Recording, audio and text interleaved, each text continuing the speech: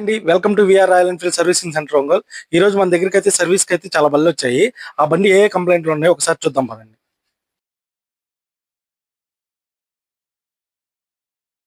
మేస్త్రి ఇప్పుడు ఏ కంప్లైంట్ మీద వచ్చింది మేస్త్రి బండి? ఇది జనరల్ కంప్లైంట్ మీద వచ్చిందన్న.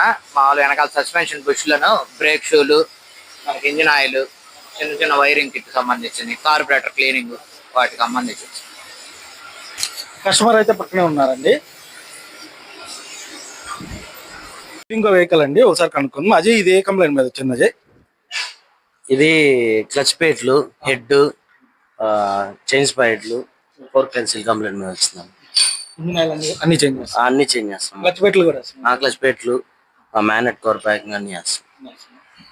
కస్టమర్ కూడా దగ్గరే ఉన్నారండి. ఇతనే కొన్ని చూద్దామండి ఒకసారి. గిరి ఇది ఏ కంప్లైంట్ మీద వచ్చింది గిరి? బండి వచ్చేసి engine oil filter, air filter అన్ని బ్లాక్ అయిపోయినాయి. అని కూడా మార్చేస్తున్నాం, చేంజ్ చేస్తున్నాం. Water wash, extender cable, clutch cable కూడా చేంజ్ చేస్తున్నాం. మొత్తం పై పనులన్నీ ఉన్నాయి. తమ్ముడు మీరు చెప్పింది అయ్యా కదా, ఓకే. ఇది ఏ కంప్లైంట్ మీద వచ్చింది గణేష్?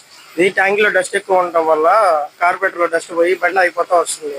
ఇక్కడ కస్టమర్ వచ్చి కార్బొరేటర్ మార్చమని వచ్చాడు.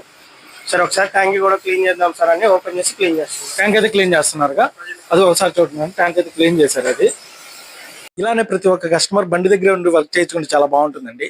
ఎందుకంటే మనం వేసేది ఒరిజినలా కాదని మీరే దగ్గర ఉండి చూసుకోవచ్చు. ఇన్స్టా ఫాలో చేసి ప్రతి ఒక్కరికి చాలా థ్యాంక్స్ అండి. మా ఇన్స్టా ఐడి వచ్చేసి విఆర్ ఎన్ఫీల్డ్, ప్లీజ్ ఫాలో.